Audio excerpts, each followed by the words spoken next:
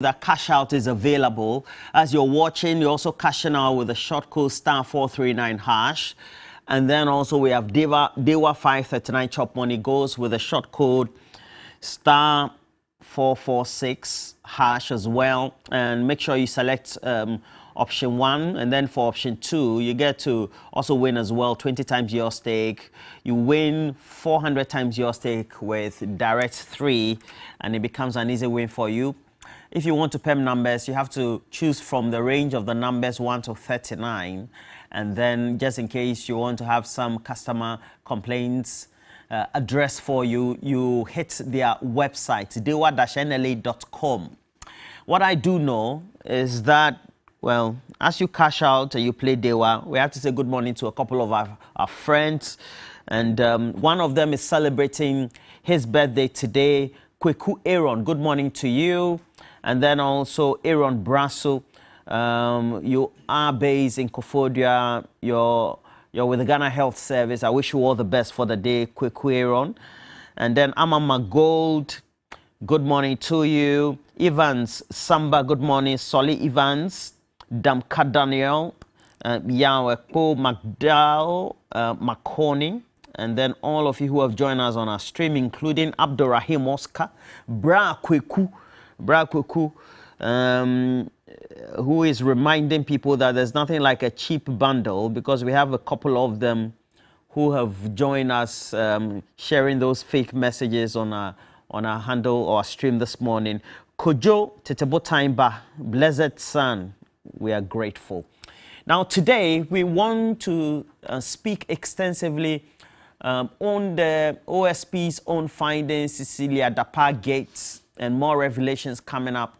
And we'll put matters into perspective. We encourage you to share the stream as well.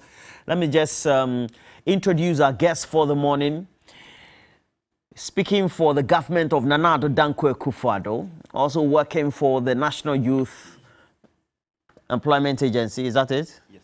Okay. The distinguished Ibrahim Awal, is it Ibrahim Awal? No, Awal Mohammed. Yes. Okay, Awal Mohammed. I'm talking, you used to be with the NDC, is it true? Yeah, that's true. Okay. Good morning to you. Good morning. All right. But you know this. No, I don't know. I know this mischief you are playing. And then also lawyer Kojogan Daudu. He hasn't been here for ages. I think it's been a number of years now. He hasn't been here. Good morning to you, lawyer Kojogan Daudu. Good morning. Yeah. Good morning to Awal. Yeah. And we decided to bring the two gentlemen, so I'll put some matter into perspective. But first, let's take you through what the findings of the OSP have been so far. And as you know, basis for the OS's suspicion that money in the bank of Cecilia Dapaah is tainted, that there are suspicious transactions running through the accounts, the first responding in our transaction, which cannot be attributed to a lawful income. And we know that if you look at the OSP Act, it also does indicate if there's any suspicion. She was engaged in undisclosed and undeclared real estate business in which she obscured. Obscured means that she hid, just using a synonym, and also concealed, hiding transactions by employing the use of aliases, different names, avoiding many others. And our analysis of a bank account shows that the name of her deceased brother, so the name of her dead brother, Nana Kwesi Esan, who died last year, strangely, such special prosecutor using strangely. Apparently, there are active transfers from that account, crediting the account of Madam Cecilia Dapaah, even though there are no standing orders on that account of a dead man.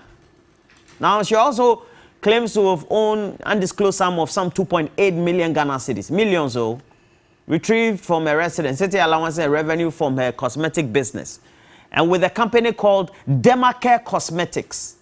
And according to her, it was incorporated back in 2003, stopped operating by then, but apparently the special prosecutor found out that the company was incorporated by way of being a sole proprietorship in 2018. And the monies that were supposed to have been collected from a defunct company back in 2003 apparently had been giving her earnings in US dollar terms and other currencies in series that were printed and circulated dated 2007.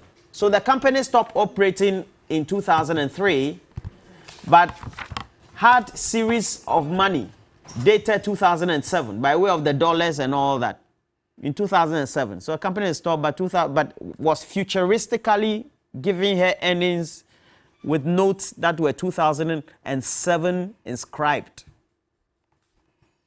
I mean, double alliances, double identities, etc. What do we make of this? What does the Special Prosecutors Act say? Because although she claimed that part of the cash sums recovered by OSP was funeral donations for her husband, she has been unable to provide details according to the OSP. Her husband attributed the ownership of $200,000 US out of the dollar amount discovered by the OSP to one Equia Dorcas Oredua living in the United States of America. If you read further, the Oredua woman also was, by way of her narration, at variance with what Cecilia Dapa was saying as to the remittances she was sending to Ghana, how she got them. Because if you're sending that large sum of money, it has to be accounted for. Awal is the defense minister right here on the table today. Awal, what do you make of all this? I mean, this one, the president has already said that she'll be exonerated and all that. And the special prosecutor is also doing this work. Awal, how do you defend this?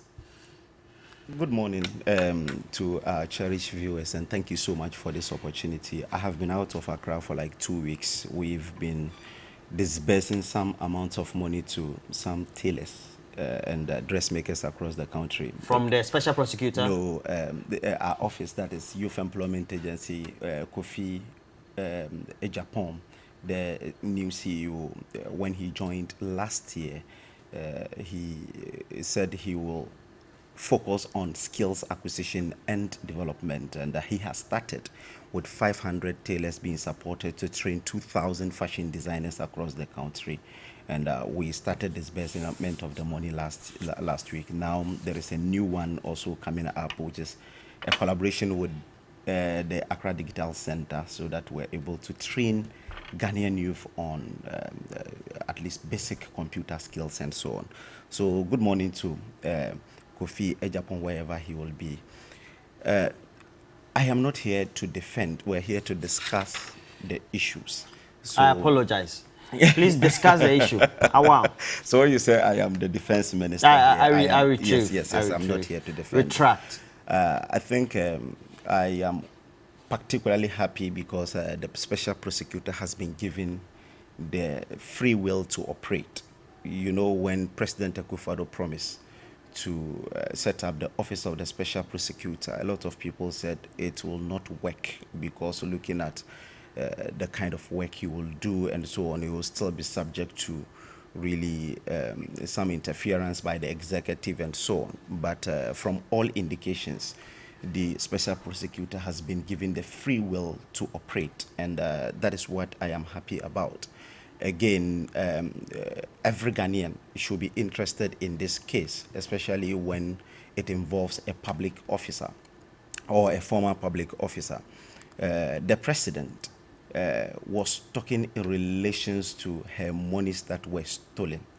When the president came to say that he is aware she will escape unscathed, the president was referring to when she reported the case to the police and the sources of that $1 million and the 300,000. I'm sure he had a lot of briefings from that. The case has traveled beyond the case that she has reported in the court. The special prosecutor came in later after the president brought his statement. The special prosecutor came in, went to her residence, and was able to discover some additional amounts of money there.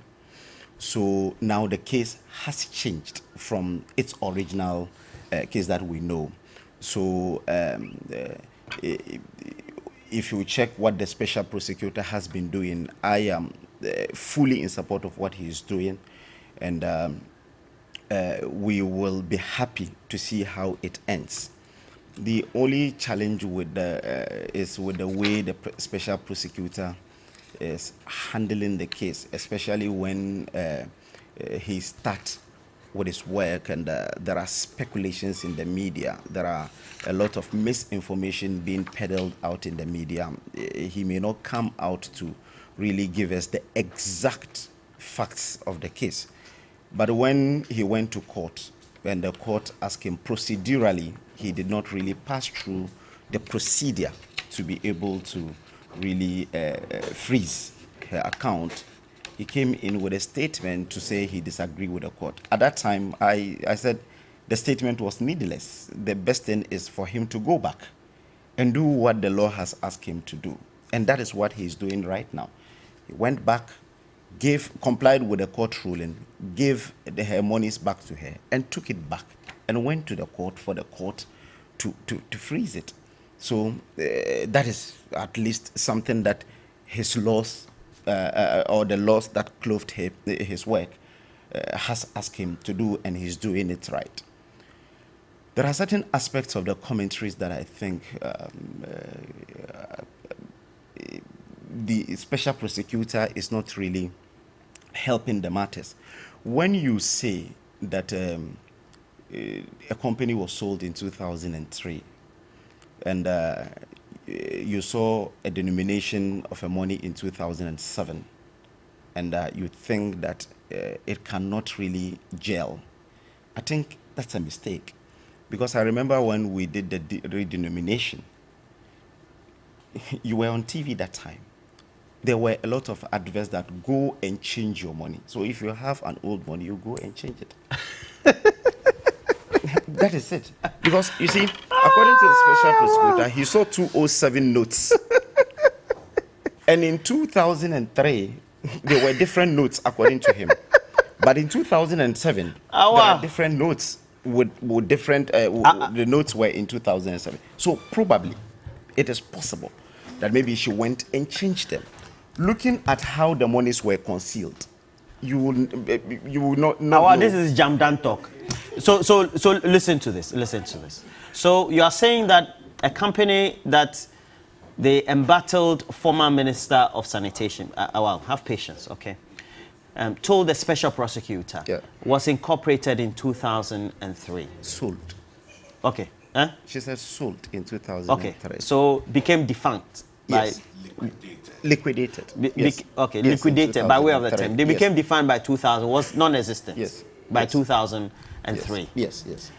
And the receipts of the money that were discovered today were in series of 207. Yes. And the special which currency are we talking about? The special prosecutor said that because of the redenomination, so a company that was liquidated in 2003, the monies accrued from that is supposed to be in the old currency. And I'm saying that probably when we were asked to go and change our monies, she went and changed that money. I'm not here to defend her. But looking at how the special prosecutor himself, or the communications that came, or the communication that went to court says that, how the monies were concealed. He said they were in racks, right? Some were in envelopes. Some were in 32 different envelopes. Yeah. Some were buried and secreted in obscure places in residence, some labeled and descriptions. Yeah. So it means it's over time that the monies were put there. Yeah. So we will be happy to see how this case will end, which is very important. Yes, how she's able to really tell the people of this country how she got the money. This is just the charge sheet. Okay. We have not heard from her defense. We have not heard from what how she's defending herself.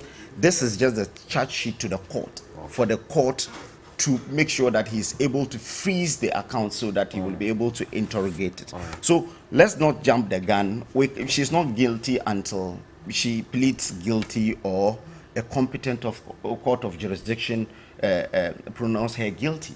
So let's wait until the court deals with it. Yes, but as it unfolds, we'll be happy to have almost every detail of what transpired. Did you? He should not leave room. Did you read the document, all of it? Yes, I read it. It said the everything. company they discovered that the company was incorporated in 2018. Okay. So these are inconsistencies from maybe her narrations or the interrogations they did with her. She has not opened a defense to this. This is just for the freezing of the assets. So let's wait until she opens the defense and we see how it pans out. But the good thing is that the special prosecutor has been given the free will to operate. He is doing his lawful duty. I have never seen any government official directing him what to do. There's no person chastising him for doing what he's doing. We are all supporting him. Let's all support him to do that work. But let's not be judgmental. Let's not really look at the face of the case to say that indeed someone is guilty or otherwise. The most important thing is the onus lie on her to at least tell the people of this country what really, how she got all those amounts of money that... the phone is even talking. Our end. Yes, so the special prosecutor should be allowed to conclude his work, but he should not leave room for people, especially the media, to speculate. They should be given as accurate information like this, so that at least even if we're discussing it, we know that we're discussing it within the confines of what he is presenting before the court. All right, well noted. The special prosecutor, does he have, based on what the first ruling of the court is, the oversight responsibility and the powers to undertake all that he's doing? And is it, or where is it located in the Act? Yeah, Roland, let me say good morning to our viewers. And let me say, this whole Cecilia Dapaah issue, for me, it's a sad one. Very, very sad.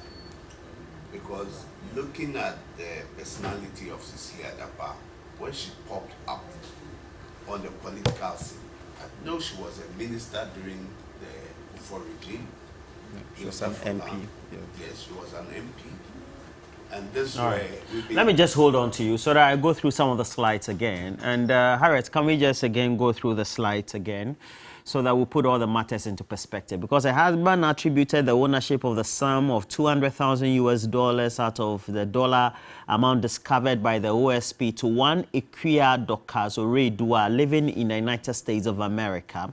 Now, she claimed that the $590,000 USD concealed in their residence was part of the $1 million the respondent had reported to the police as stolen from their premises.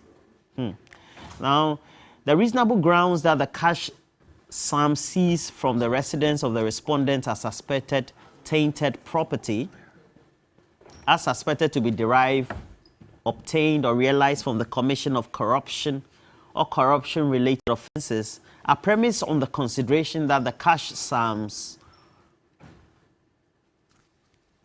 are unexplained and not linked to any disclosed lawful source or sources of income of the respondent, and reinforced by the conduct of the respondent in their rendition of varying and sometimes conflicting accounts. And this one is largely noted. Now, you were on whether the OSP has the powers to do this, because that was initially questioned by the court, so that's why I'm asking. Definitely. I think the OSP, under the Office of the Special Prosecutor Act, 2017 Act 959, Section 32, it gives him the power to seize tainted property. When they say a property is tainted, it could be movable vehicle, movables or immovable. When we say immovable, it's buildings, legal documents. Let me give you the interpretation, actually what the law says meaning of property. It means assets of any kind situated in the country or elsewhere, whether movable or immovable. So it could be in this country, it could be in a foreign country. Once that property can be traced to be said it's tainted, the OSP has the power to move in. tangible or intangible, legal documents or instruments evidencing title of interest in the asset. So when he suspects that there is a tainted property, the law gives him that power to seize. Now, once he goes in to seize such property, the law gives him that he shall apply, while he freezes, he shall apply within 7 days to the court. Now, within that 7 days that he applies, he needs to prefer charges against the person within 60 days. Okay. Within 60 days. So if he's not able to apply or put charges before the court within 60 days, then that is when the court would say that, no, give the properties, or the court can make a determination that give the properties back. Even with that, where the properties has been freezed, the court can give a period of 2 years. Okay. Yes, 2 years where the properties will be freezed. You will not have access whilst the case is going on. Right. I am sure the very first issue was that the OSP went to court.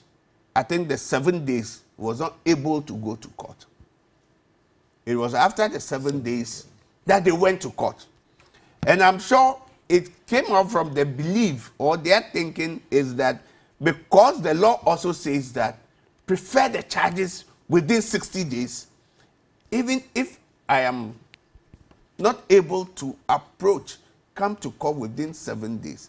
Once it gives me that route that I should prepare the charges within 60 days, it was in their mind or their thinking that once, no matter how late we even apply, once the time has not lapsed for the charges to be preferred, we'll be within. You know, once you're interpreting the law, you look at it as a whole. But I'm sure the court looked at, you came late.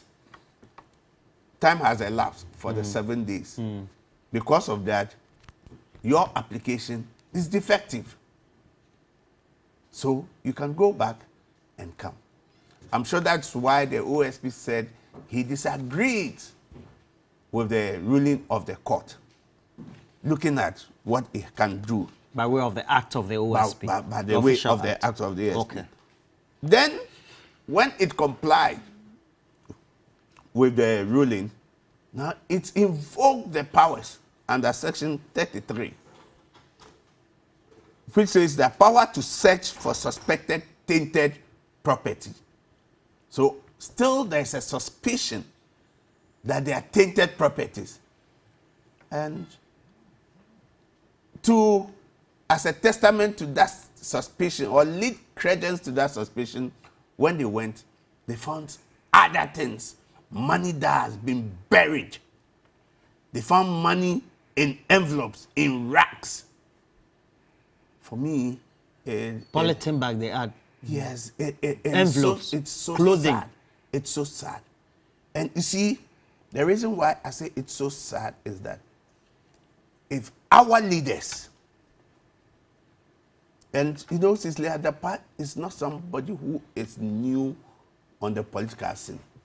She's a big fish within the NPP party. She's a what fish? A big fish. She belongs to the top echelon.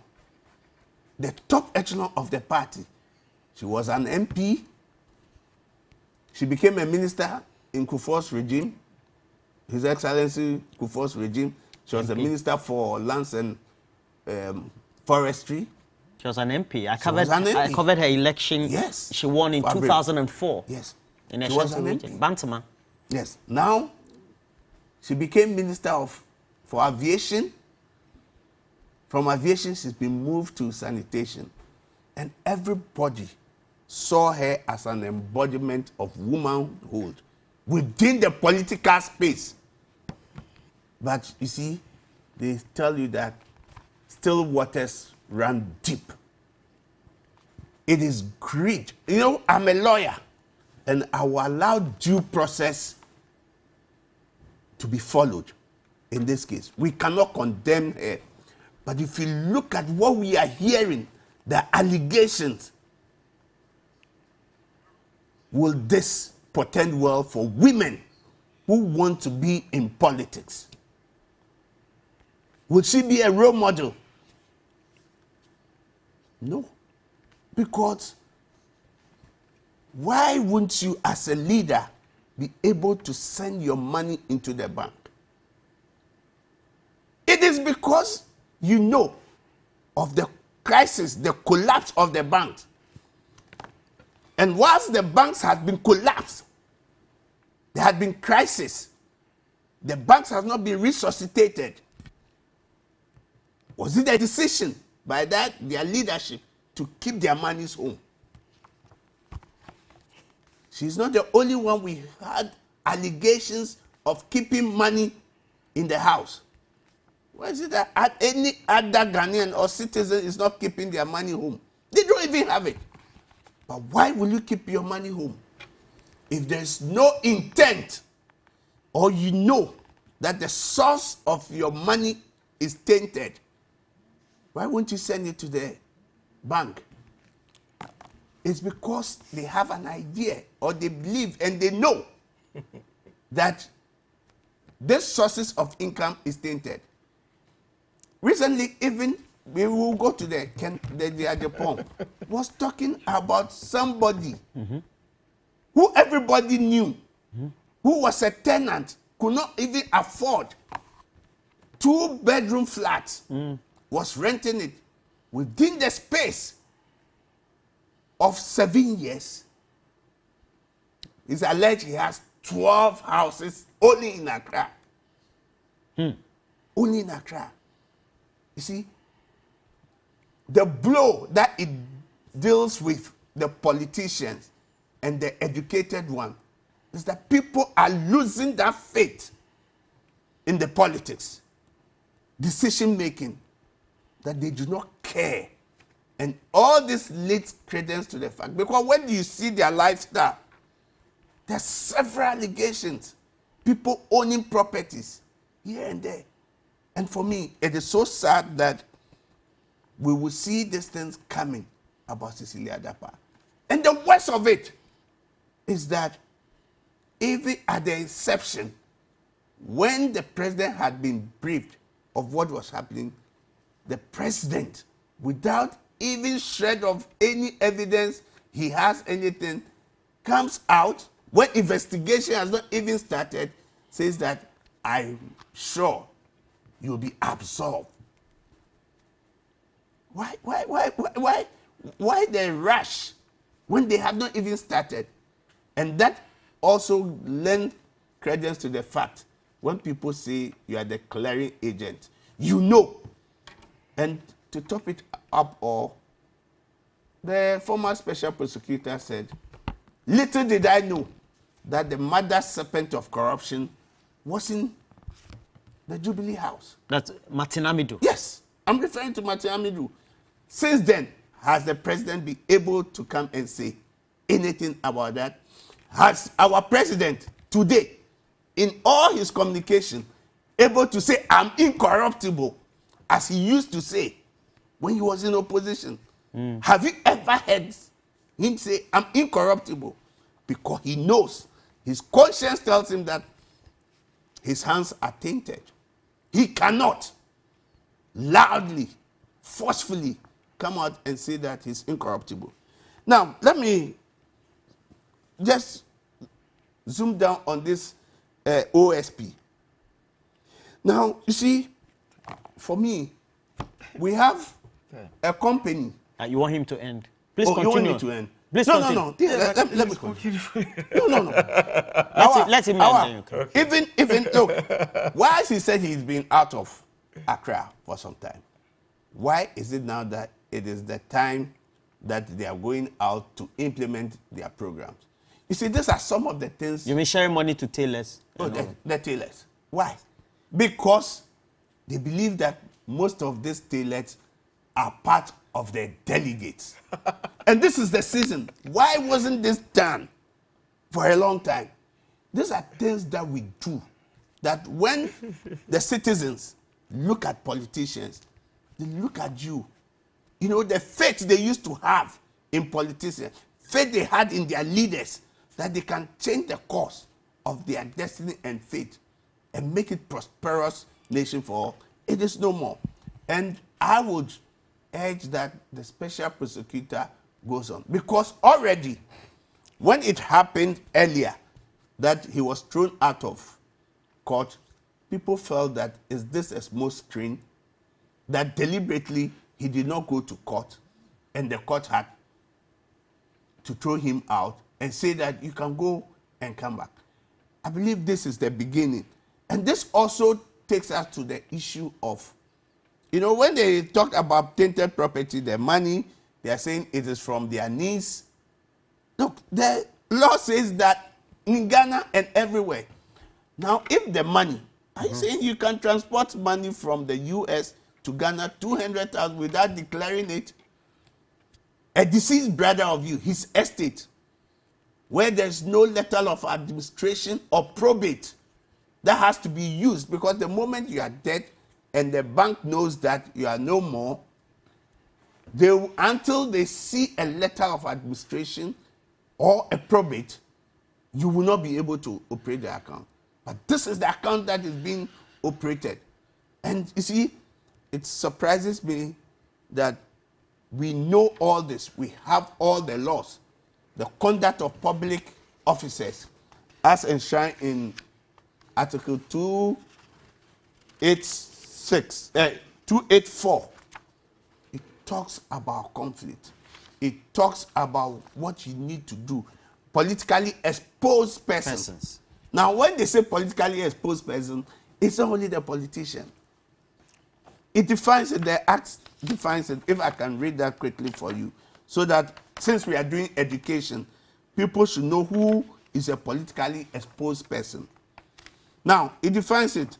Politically exposed person includes a person who is or has been entrusted with a prominent public function in this country, a foreign country, or an international organization, including a senior political party official, government, judicial, or military official. So it talks about people directly or indirectly, your nephews, your aunties, your relation. So these are all, so sometimes when they go and they are saying, it is for my brother, it is for my uncle, they forget that these are politically exposed persons. And the law, as an octopus, can spread its tentacle to this. It is sad. We will hold on, we will wait and see how this Cecilia Dapaah, and I think that it behoves on her to make sure that she's able to create some doubt, to show the source of the funds, to be able to get her credibility. If not, this will be a blot on her career. It will be a blot that will cascade to her family, her generation, and I don't wish her ill. She should be able to put up a defense to show that there's a chronology as to what she has been able to achieve. Why you continue that? In reference to Article 284, it says, a public officer shall not put himself in a position where his personal interests conflict or is likely to conflict with the performance of the functions of his office. Now, the special prosecutor in this very case also enumerates that the responses from Cecilia Dapaah just do not sink. And if you take a look at what Daquan Ofuswapia is saying, he says, I should tell you that you seem to be polishing your argument with a lot of inconsistencies. What do you say to this? Okay, so a quick one. Yes, please. We did not really set out to go and give 500 tailors monies to train 2,000 fashion designers because they are delegates. UNIJ is a beneficiary. UNIJ has never done politics in this country before, and there are a lot of beneficiaries. I can give you their numbers and names and everything, because it went through PPA, and PPA approved it. Again, when you check the YEA Act, it is embedded in it that there is youth in vocation. And a new CEO came in only last year, said, I am interested in skills development and training. And he started the process last year, and it got its apogee this time. And we're doing it. So it has nothing to do with politics. It has to do with the workings of Youth Employment Agency. That's one. Two is that lawyer sitting here has pronounced judgment on the woman, looking at his commentaries. Because you claim that, well, the case is in court, but you're saying that she's not a role model. You mentioned that she was an MP, she was a minister, she has conducted herself well throughout, because there's nowhere since she was entrusted with public office that she has been accused of even corruption or corruption-related matter throughout her tenure as an MP, as a minister, and everything. So when you sought to portray as if what the case today is in relation to what she has done as a public officer, that's unfortunate. Again, there's nothing wrong with concealing your monies in your house. There's nothing wrong with that. When you portray the picture as if there is something wrong with putting your monies in your house, no, there's nothing wrong with that.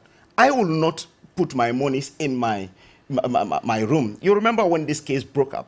I came here and I said I was not happy because at the time that we were on TV and radio telling people that at least go send your dollars to the bank, it was almost the same time that the dollars were stolen from her home. I was not happy. But when you portray as if you put your monies in your home, you've done something wrong. That is absolutely wrong. Again, how do you relate banking collapse or banking the collapse of the banks to read the monies that has 207 serial numbers? You said she envisaged that the bank will collapse, so that's the reason she kept that money there. That's what you said. You're putting words in my mouth. I'm saying that with the collapse of the banks, yes, now money was not being kept in the bank. So it's being kept in the houses. So because the crisis, the banks had collapsed. Nobody wants to take his money. How many banks have collapsed? How many people have lost their monies as a result of this? You are preaching virtue. You are practicing vice. Okay. That's what I'm saying. She started stashing this money out from 2007.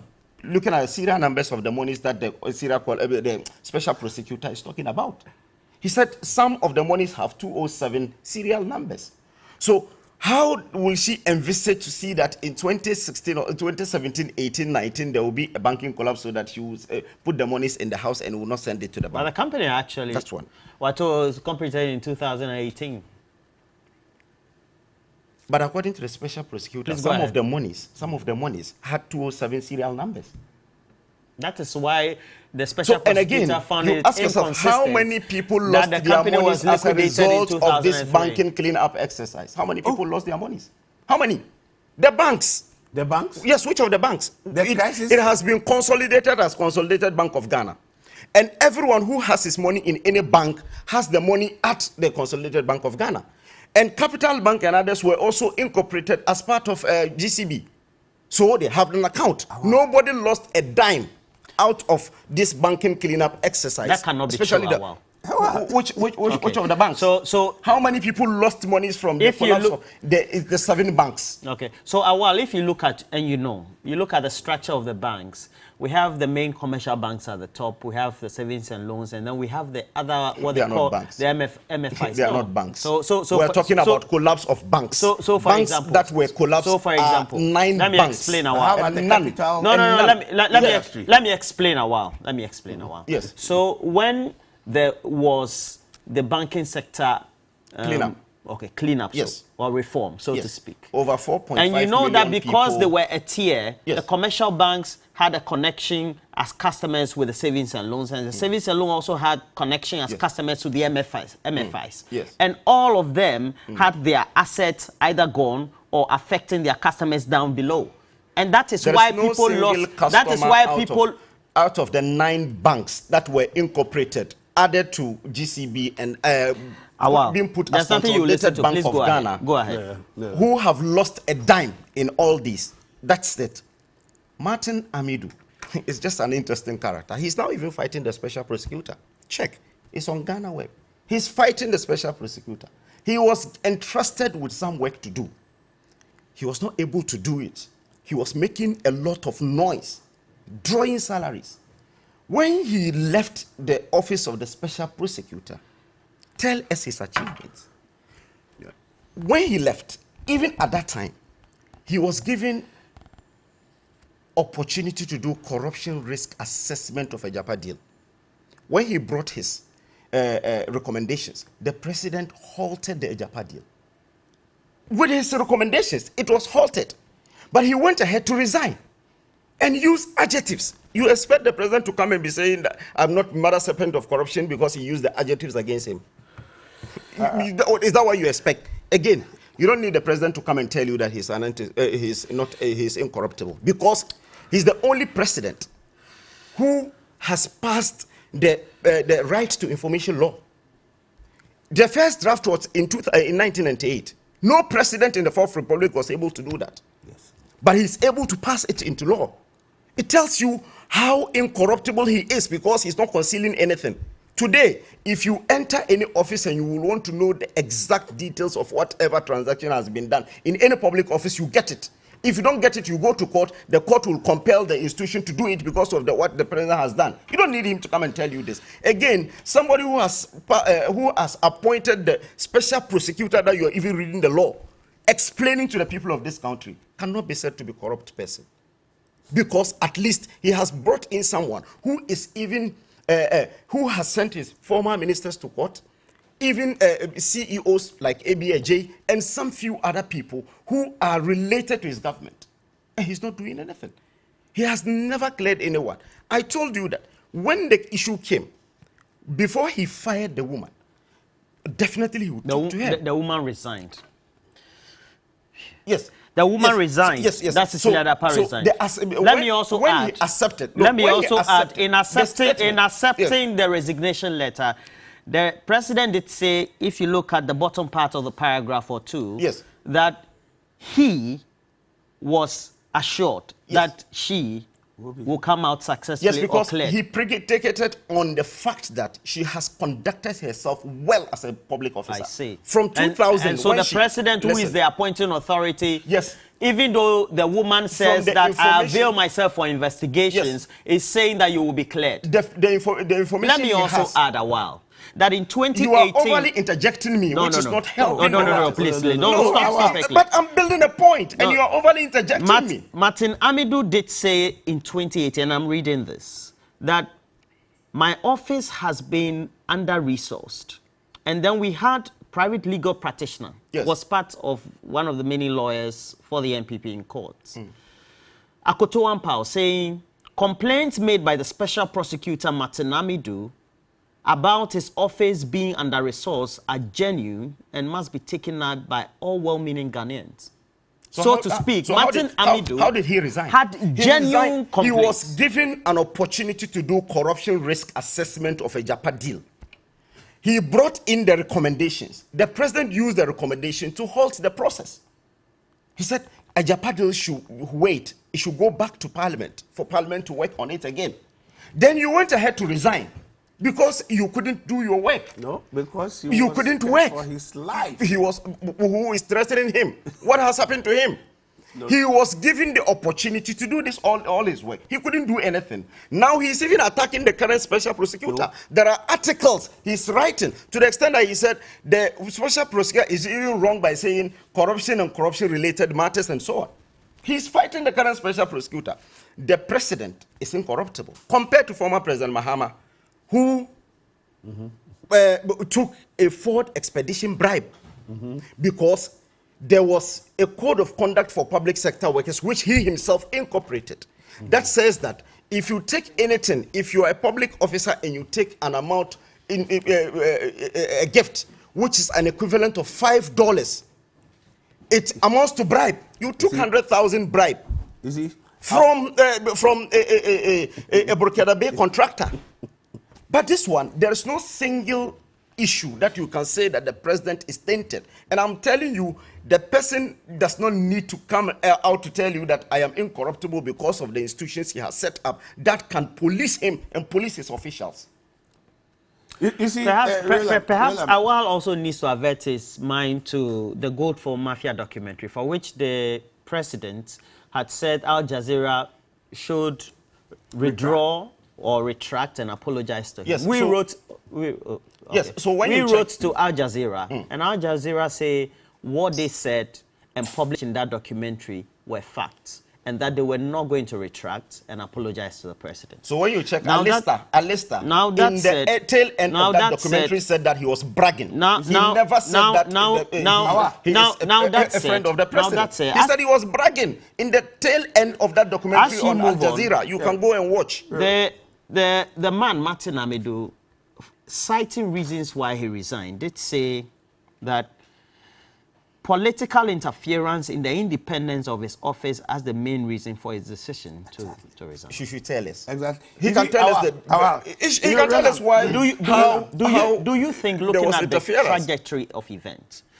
there are all indications that there are appointees of the Kufuor-led government who have lived to the billing based on the concerns that have been raised by the special prosecutor that because they are politically exposed, they have unexplained wealth, which have, one, tainted people's perception that individuals within this government are politically and financially corrupt. Look, you can substantiate most of the corruption allegations. You will see that it is a fact put before. I'm just surprised around what my colleague here and panelist is saying. You know, it just makes me a little bit more humble in a sense that most of the people from the fold, the NPP fold, will not take blame or criticism, constructive criticism. They never get it wrong. They never commit mistake. And I was surprised to know that the number of people who had to lose their jobs, number of people who died, number of people who lost income in this banking crisis, he says nobody. Maybe he hasn't got a family relation who worked in any of the bank or who lost money with the microfinance and the rest. So it is just like when your father do not have a TV. My father has a TV in the house. And I come and tell you, oh, today my father bought a new TV or talk about TV. You don't know anything about it. So maybe none of his family members or friends lost their jobs in the financial crisis. And that is jobs, all I'll say. We didn't talk about jobs. That's all I'll say. Monies. The monies. Yes, in the financial, they never lost. Look, I know people who work in the bank. There is till date. When those all money was consolidated that PwC and others, the creditors should pay them, till date, they've not been paid. And it's a scar, a bitter scar for them. They don't even want us to rake. And I'm sorry if I'm raking those emotions of people who have lost this. Now, look, you see conflict. Even if you look at this Cecilia Dapa, the Boteman property they are talking about. Let's go to the genesis of the Boteman property. Boteman was being built as affordable houses for citizens. When Boteman could not be completed, SSNIT was brought in to complete those property and sell. Right? Mm. Are you telling me a minister, former MP, went and got an affordable house? If you don't put yourself in a position, that was a government property. Government initiated that for its citizens. And because of the virtue of your position, you got that and sold it. You got it and sold it. That's why we are talking about unexplained wealth. Only at the verge of payment being made, that you disclose to the person that it is my account. Is this a clear conflict? Is this not clear abuse of position? So she's guilty. Right? You see, it is not everything that will make it illegal, but some are immoral. It is immoral. We as leaders, we go to church. We sit on the first pew. They preach to us. We dress nicely. And she should ask herself, some of the things coming out. I didn't condemn her, as he suggested. I just said she should be able to put a credible defense and tell us the source of the properties and the income. I never condemned her. And I made mention of due process. That as a lawyer, I understand due process. As a lawyer, I know allegations when they are made does not make it evidence. But there will be no allegation made without an iota of truth. It may be twisted. It may have turn and twist to the issue. But the germane, the crux of the matter will still remain that there had been an issue that has been raised.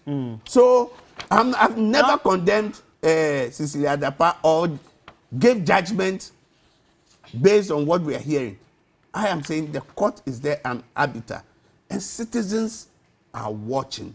Posterity will judge as we go on. Now, Awal, in the true meaning of Article 284, which talks about the public officer now putting him or herself in a position where there are personal conflict, should we have the code of conduct fully published as now a law for public officers, so that if it is that you're receiving gifts, you have to make sure that you properly do indicate by way of your declaration of your assets? We will have some of these individuals who seem to be having unaccountable wealth clearly come to the public light and then be brought to book subsequently. I think every public officer, before you even take public office, you know this code of conduct. You know it is there, that at least you will have to make a disclosure. And the disclosure is even sealed. After it's sealed, that's why I am not going to go into the details of what the special prosecutor has said. We don't know the information he's privy to. We don't know whether he has gone to check her declaration of assets before, after the resignation. Because after the person leaves office, you go and check the declaration of assets to know the assets that the person has vis-a-vis what the person has today. So that we do not know. So I don't think it's, yes, we can still explain it for people to understand, but every public officer is aware there is a code of conduct for public sector workers, and there is the code of conduct that at least when you are given or entrusted with a public office, you're supposed to abide by it. You shouldn't put yourself in a situation whereby it will conflict with the state. Again, I still reiterate the fact that the woman did not really misconduct herself whilst in office. This case came as a result of her making a complaint that some people have stolen her monies. It is not related to the office that she does. She really operated. This thing came out, the special prosecutor had interest in it, started pursuing it, and now the case is where it is today. So in this case, you even have two cases in court. One is that her monies has been stolen. The other one is that the special prosecutor is trying to find out how she accumulated such wealth.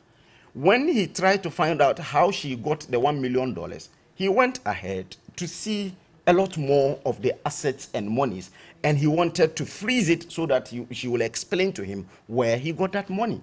So it's very important for us to differentiate the fact that the woman did not really misconduct herself since she became an MP in 1960 till today. Since she operated any public office, she didn't misconduct herself. This one, she resigned. And after resignation, the president accepted the resignation and said that, looking at her conduct, if you read the letter, he mentioned, looking at her conduct as a public officer, he trusted her and believed that she may escape unscathed. He was looking at the fact that somebody stole her money and she went and reported the case. Subsequently, what is happening now, Nobody is privy to this information. To the extent that if you link this information, the current information, to what the president said, you are being unfair. Because the president said that she reported a case of a stolen money. Then there was eyebrows because Ghanaians were shocked to hear. Everyone was shocked to hear that she had $1 million, $300,000 in her bedroom. That has even been stolen. So I'm sure she will explain why she resigned. After the explanation, the president said, okay, well, from your explanation and everything that I know from your conduct as a public officer, I know in this case, you will really be exonerated. This is his views based on the person he knows. But this is a case that has traveled beyond the one that he has seen. So let's just hope the court will deal with it. Let's hope that she also is able to really pass through the process and she's able to account for them. Because according to the special prosecutor, some monies were labeled, some were in envelopes, 32 envelopes, some were in racks, labeled and so on. She should tell us where she got these monies from. That's very important. Now, Roland, just to wrap up this, yes. you see, the genesis of this matter is just like thief man. The maids and the people in the house. Thief man. Yes. You're talking you said, to the criminal matter because Yes, they saw the loot. the stash money, of money. no, the stash of money in the house. So they saw. They saw. wow. I didn't say that. You said thief man. wow. They saw the money in You're a there, lawyer. and they realized this money is unaccountable. Right. Now, when they even went to court, this matter started a year before it came even to the public domain. When they started, and in July, when she went and gave her statement, which the Attorney General made a progress report on, the amount they said the police had mentioned, it was way below. Is that not what we were told? Yes. That amount? Yes. And now we have been told by... She said inconsistencies. Please, No, She now didn't they are say telling below. that, She they never said said it below. was not that amount. Exactly. She said Now, inconsistencies with the amount. yes, with the amount. Yes. So now we No, are being below, told... actually. That's the conclusion. Yes, and now we are being told that what had been even found is far, far significant. In excess. So in excess, was she telling us the truth? Or not? Or she was not? So the court will decide. Right? That is what the morality of it, that the citizens are looking at. That could you have this touch Of money. of money in the house, that when some has been stolen, you cannot even notice and say that this is the amount. If I have 10,000, I know where I put it. I know where I put it. I will be watching it every now and then. Especially in foreign currency, USD, etc. Why not? I know where I put it. You got it jealous. Anytime I go to the office or somewhere, I'll check whether it is there. Because maybe that's my client. Awal is laughing. He knows that that's the truth. I have this one from Samson. Samson Ladi says, no one lost money in the banking cleanup exercise. Wow. The over 25 billion cedis spent on it belongs to who? And why are we paying back levy introduced as a result? I think that's a good rhetoric there. Yeah, one cannot have 2007 banknotes years after the notes are printed. I believe this is illogical. And then we also have this one from Jude Anani. He says, one day, I pray one day, per Awal's own comments, we will know what the other side is. Now, Eric Ashaliboche says, if Mahama is corrupt by accepting for the expedition from a contractor which was put in the presidential pool, what about the one who gave it to his appointee to use? And then also Aaron Brasu, though, celebrating the birthdays today, says, please ask Awal, why does he always want to defend things that are not defendable? Well, he seems to. Sampi Yali says that, remind Awal that the president's intervention was not in relation to Dape's stolen money. It was part of his parting words for the minister's resignation. And then Kakre Samwa says, If President Kufuor is practicing an open government and is incorruptible, I'm daring him to publish the reply of Al Jazeera in the accusations of unlawful dealing in gold. Actions speak louder than words. Now, what do you make of... You are in Baumia's camp, right? Yes. It looks like Kennedy Japan is giving him a run for his money. I don't think so. Okay. Dr. Bawumia is focused. He's campaigning. He has campaigned more than any other person in the race. He, before the last just ended special super delegate elections, he was in touch with every single delegate, all the 900 and something delegates. He had a contact with them. He went to the regions twice to meet all of them. He has campaigned more than any other candidate. And the results of the elections clearly shows that indeed the party has spoken. Kennedy Japan is in the race with 3 other people. He is also moving around campaigning. In campaigns, there are a lot of things that happen. But if you check Dr. Bawumia's campaign, as I said, he is focused to the extent that you hardly see videos of his campaign because he's engaging delegates. After the engagement of delegates on the 4th of November, after the verdict is out, that is where you see the blueprint of his vision to the people of this country. So Kennedy Japan is also campaigning. He's telling delegates and by and large the Ghanaian population that this is what he wants to come and do. We all have rights to campaign. The others are also campaigning. Their campaigns are not also seen because Akoto is also campaigning. You hardly see Akoto's videos outside. Adenimo is also there campaigning and so on. So the process is still ongoing. It is very transparent. Dr. Bawumia did not really set out to get endeared by the top echelons of the party and the grassroots. He consistently did this work from 2008 up to today. It is not something that started only yesterday. Dr. Bawumia, when he joined and became the running mate, you saw that he was even politically novice. But after 2012 elections, he changed the narrative of the politics in this country. For the first time in the history of this country, not the Fourth Republic, you had a vice president leading campaign. You had the vice president taking charge. You had the vice president leading the pace to the extent that in 2016, Dr. Tony Edu had to confess and say that in 2016, the NDC did not have a single person who can match Dr. Bawumia, and that was the reason they lost the elections. So Dr. Bawumia just didn't start from yesterday. He's focused, he's campaigning today. As I speak, he's in the Western North campaigning. Yesterday he was at Tanono. Yes, he was in Ahafo. He finished Ahafo yesterday. He's in Western North campaigning. From there, he will continue. He has done almost every, it's left with about 4 regions for him to complete the entire country. And he's in touch with every single delegate when he enters a region. So that is how the campaign is. And he's telling us that don't accuse anyone of anything. After everything is said and done, we need each other to win elections. We as MPP has never won any contentious elections in this country. We win it convincingly. So what we need is internal cohesion. I have been saying this over time, that from 2000 up to today, the NPP has never gone beyond 48% of the total votes cast in any elections.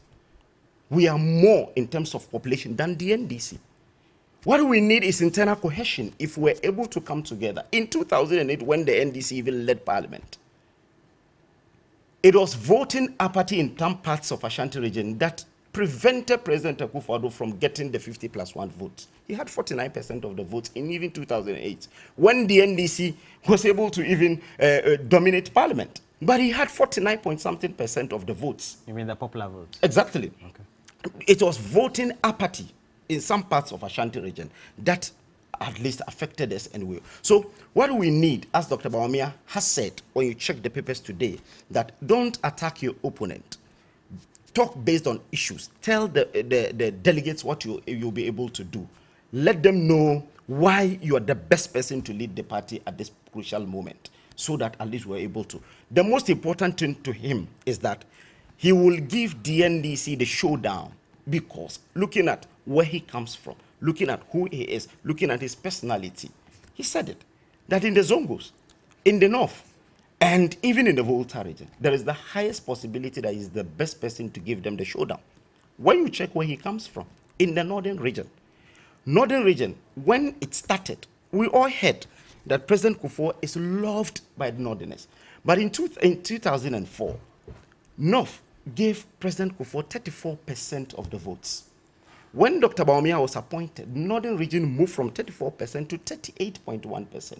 Today, Northern region, we have 45.6% of the popular votes. That's presidential, when he's not a leader. When you go to Savannah region, where former President Mahama comes from, there are 7 seats in Savannah region. Dr. Bawumia, as the running mate, is able to get us 3 out of the 7. Former President Mahama got 4. We have 3. Where he, Dr. Bawumia, comes from, northeast, 6. We had only 1 seat before he joined. Now we have 4. They have 2. Northern region proper, we have 9. They have 9. It should tell you that when you put everything together, we have 16. They have 15. But initially it was 3 against that number. We had only 3. So Dr. Bawumia is focused. That is why he said we will need each other. After the elections, Dr. Bawumia picked phone to call almost all the contestants and spoke to them, said we need to come together so that we're able to win the elections and break the aid so that we're able to retire former President Mahama for good. But on the sidelines, Kenny Japan says that money is being shared. From where you stand, how do you view this election? No. It is obvious, and everybody knows that the Vice President, Alhaji Dr. Bawumia, is the candidate for the establishment, for the system. So every appointee, every minister, everybody will be whipped in line. He's being whipped in line. And you see, you can quickly, you even see some of the people who were supporting Alan Tremante, because of the fear of losing their seats as MPs, they have to be whipped in line. They have quickly come back, turned back, and supporting Dr. Bawumia. Now, you see, he's giving reasons why Dr. Bawumia is the best. Before 2016 and coming, you know, they saw him as the economic messiah. So everybody's like, he throws the figures, the theory. He's giving a lecture, the fanciful ideas. He's preaching all this theoretically. So everybody said, this young man, he has the ideas. He can turn around the economy. That was why he contributed so much to the MPP winning. That's how they saw him. And that's how we all believed. We were made to believe, hoodwinked to believe that he's the economic messiah. So he became the head of the economic management team. And what have we seen? What have we seen? He told us that he has worked in Bank of Ghana. He knows where the money is. And what had happened? It is God who has embarrassed them. Now he always runs away from economic issues. He will tell you digitization, SSS. He's doing free aid SSS. He's the head of police. Kennedy Ajapon has asked him, if you are talking about J.B. Dankwa's death, Ahmed Swale, he being head of the police council, till date, they've not been able to say anything. Now, because people believe that he was economic messiah and what he was preaching, that is why the northern region and the Savannah, they pulled some votes. That he is our own. If this man can turn around the economy. But what have we seen? You see, I'm surprised. And today, maybe, let me thank God, he's become wiser. Dr. Vice President, he's becoming wiser. When he was attacking his brother, his opponent, incompetent, said all sorts of unprintable things. Today, when they are telling him that you are sharing money, and the people should calculate after 4 years how much will it be. They are being told that you sat down, presided over Crow Associate, presided about economic mess. Today you are running away from the economy. You don't want. And let me say here that, you see, the NDC, sometimes I used to be angry that why is it that His Excellency President Mahama will not reply and tell him that, look, we fed you. It is the NDC that fed you. It is the NDC that brought you up. Because when your father was the chairman of a council of state, you were going to castles. When Nana Atudazi was the chief of staff, you were going there. What were you going to do? Are you getting? We fed you. You can read today. Huh? You read very well. And tell us, NDC, that we don't read. We see him as that prodigal son, right? But he's become wiser. Today he says, don't attack your opponent. Because when it's being pointed out by Kennedy Agyapong, what you are doing, what you presided over, the mess, what the system is doing, the wrong, that is where he said, oh, we should not. And even the president said, if you are attacking or you are exposing, on what record are we going to campaign? So what the president has said, that is what they are following. But I say Kennedy Agyapong will give them a run for, because he's one, a person, the populists or even the MPP believe that he speaks his mind, he speaks power, truth to power. He's somebody that he's a role model for a lot of people, because the educated ones has failed the party, they have failed. And I'm sure they are listening to him. And he has told them clearly, in a clear language, that they will bring money, take it, and the monocracy is there, take it, but they will come back to you after 4 years. Oh, well, so I think that Kennedy is on his trajectory, he's doing well, and you see, it's a larger number. To over 200,000. Yes, over 200,000. Lawyer Adaudu, thank you very much for this as well. And then Chairman Godwin Tamaklo says I should say good morning to you as well. And then I have Prince Henry, who says, please ask a while, when will NAPCO trainees and national service personnel have their arrears paid? NSS personnel is only 1 month that I know. Okay. Yeah, because my wife... George Alote and NAPCO says there was violence at Ablekuma West Registration Center, which is very bad. And he's monitoring the Prince Ahmed. Kindly ask a while, when will he respond to us when the fertilizer issues regarding Cecilia Dapa case? Nothing will happen to us, as Akufo-Addo has already cleared her. And we have a couple of you also in our stream. We have to do cash out before we go. We encourage you. Okay. All right. We've run out of time. Let's go. So we're going. Bra Kweku says, we the voters and viewers, thank you very much for hypnotizing his submission and making us all feel like our brains froze for the past hour. Oh.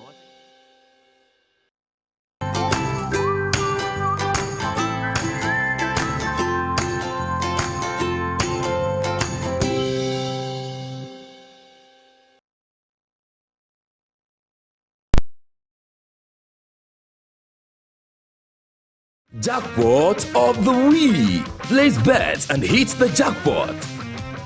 Log into the OneXBet account.